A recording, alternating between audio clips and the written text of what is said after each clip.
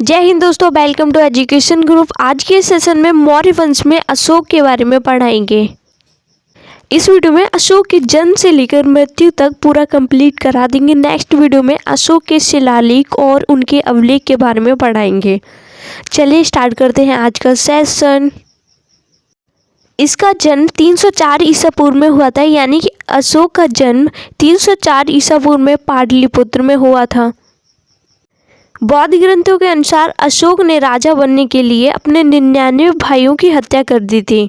ऐसा कहा जाता है कि अशोक ने अपने 99 भाइयों को अगम कुआं के पास एक कुआं था, चंडी कुआं में मारकर राजा की गद्दी पर बैठा था अशोक। हालांकि इसका बहुत ही ज़्यादा ऐतिहासिक साक्ष्य नहीं मिला है, धार्मिक ग्रंथों में इसकी चर्चा की गई है। 269 ईसा पूर्व में अशोक ने अपना राज्याभिषेक कराया।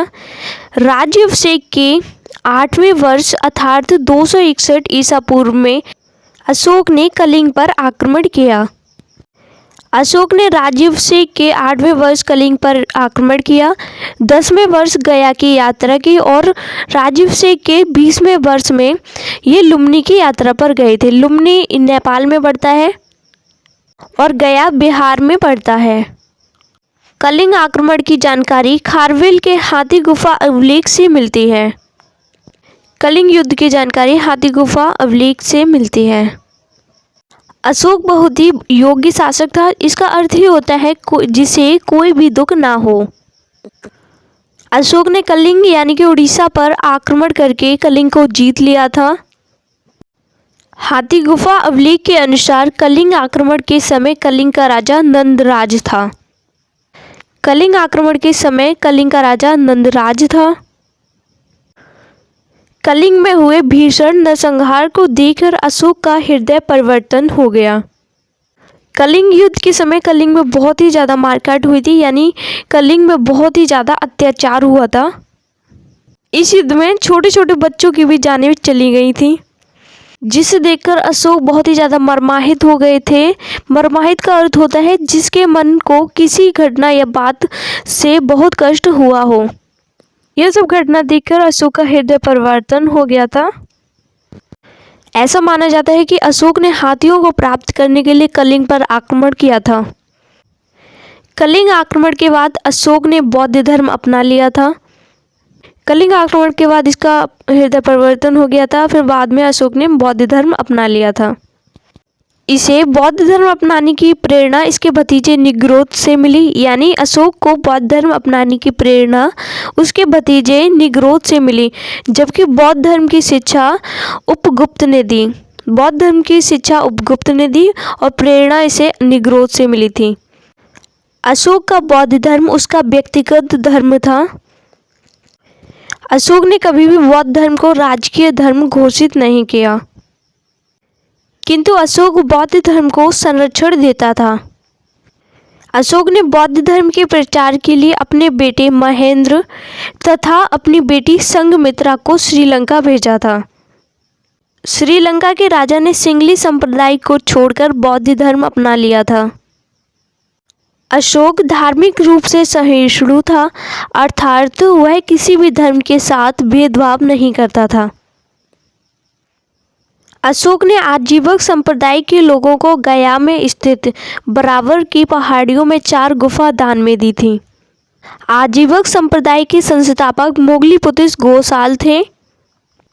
अशोक ने जो 4 गुफा दान में दी थी वो इस प्रकार है। पहली है सुदामा, दूसरी कर्ण, तीसरी चोपड़ा या चौपार, चौथी विश्व झोपड़ी। ये चारों गुफाएं अशोक ने दान में दी थी। अशोक की 5 पत्नियां थीं, जिसमें अशोक पर सर्वाधिक प्रभाव कारुबाकी का था, अर्थात अशोक की सबसे प्रिय पत्नी कारुबाकी थी। अशोक भारत का पहला ऐसा शासक था जिसने अपने संदेशों को अभिलेखों के माध्यम से जनता तक पहुंचाया था। अशोक को अभिलेख लिखने की प्रेरणा ईरान के राजा डेरियस प्रथम से मिली थी। पत्थरों पर खोद कर लिखना अभिलेख कहलाता है। अशोक के अभिलेखों की भाषा प्राकृत थी, जिसे 4 लिपियों में लिखा गया। अशोक के अभिलेखों में प्राकृत भाषा को 4 लिपियों में लिखा गया। प्राकृत भाषा की चारों लिपियां इस प्रकार हैं। ब्राह्मी लिपि, ब्राह्मी लिपि भारत से मिली है। दूसरी है खरोष्टी लिपि, खरोष्टी लिपि पाकिस्तान से मिली है। अगली है अरमाइक लिपि, यह अफगानिस्तान से मिली है। चौथी है ग्रीक लिपि, यह अफगानिस्तान की उत्तरी सीमा से मिली है। अशोक के अभिलेख से ये 4 लिपियां मिली थी, ब्राह्मी, खरोष्टी, अरमाइक, ग्रीक। आगे देखते हैं।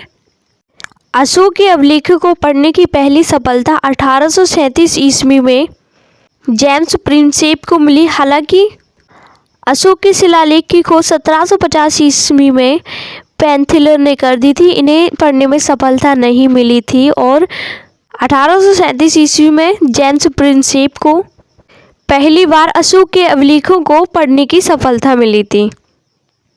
अशोक ने अपने अधिकतर अभिलेखों में अपना नाम देवनाम प्रियदर्शी लिखा। देवनाम प्रियदर्शी का अर्थ होता है देवताओं का पसंद। मध्य प्रदेश के गुर्जरा तथा कर्नाटक के मास्की, नेट्यूर तथा उदयगुलान अभिलेखों में अशोक का स्पष्ट नाम अशोक लिखा हुआ है। गुर्जरा, मास्की, नेट्यूर तथा उदयगुलान अभिलेखों में अशोक का स्पष्ट नाम अशोक लिखा हुआ है। भब्रू अभिलेख, राजस्थान के भब्रू अभिलेख में अशोक ने खुद को मगध का सम्राट बताया है। भब्रू अभिलेख में अशोक ने खुद को मगध का सम्राट बताया है। भब्रू अभिलेख में अशोक ने बौद्ध धर्म के त्रिरत्न बुद्ध धम्म और संघ की चर्चा की है। राजस्थान के भब्रू अभिलेख में बौद्ध धर्म के त्रिरत्न बुद्ध धम्म और संघ की चर्चा है। नोट, श्रीलंका के राजा अशोक के उपदेशों का पालन करते थे किंतु श्रीलंका अशोक के अधीन नहीं किया था। श्रीलंका के जो राजा थे वो अशोक के उपदेशों का पालन तो करते थे लेकिन श्रीलंका को उनके अधीन नहीं किया था। 232 ईसा पूर्व में पाटलिपुत्र में अशोक की मृत्यु हो गई। अशोक के बाद मगध की गद्दी पर अशोक का पुत्र कुणाल बैठा। अशोक का कोई भी उत्तराधिकारी योग्य नहीं था। मौर्य वंश का अंतिम शासक बृहद्रथ था। बृहद्रथ एक कमजोर शासक तथा अयोग्य शासक था। इसके शासनकाल में यानी कि बृहद्रथ के शासनकाल में कलिंग नरेश खारवेल ने मगध को स्वतंत्र कर लिया। बृहद्रथ का सेनापति पुष्यमित्र शुंग था जिसने सेना निरीक्षण के दौरान बृहद्रथ की हत्या कर दी। बृहद्रथ की हत्या पुष्यमित्र शुंग ने सेना निरीक्षण के दौरान कर दी और शुंग वंश की स्थापना की। यहीं पर मौर्यकाल समाप्त हुआ। अब देख लेते हैं मौर्य वंश के पतन के क्या क्या कारण रहे।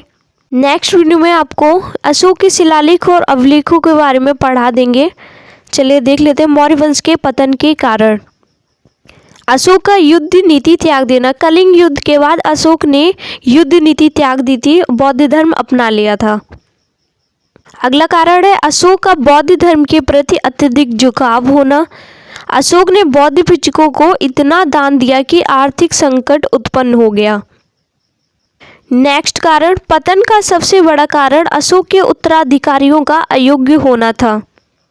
अशोक के बाद अशोक के कोई भी उत्तराधिकारी अयोग्य नहीं थे। साथ ही विभिन्न अधिकारी भ्रष्टाचार में लिप्त हो गए। मौर्य वंश से एक और पॉइंट इंपॉर्टेंट नोट करें। मौर्य काल में वर्ष की शुरुआत आषाढ़ यानी कि जुलाई महीने से होती थी। वीडियो अच्छी लगे तो लाइक एंड शेयर करें।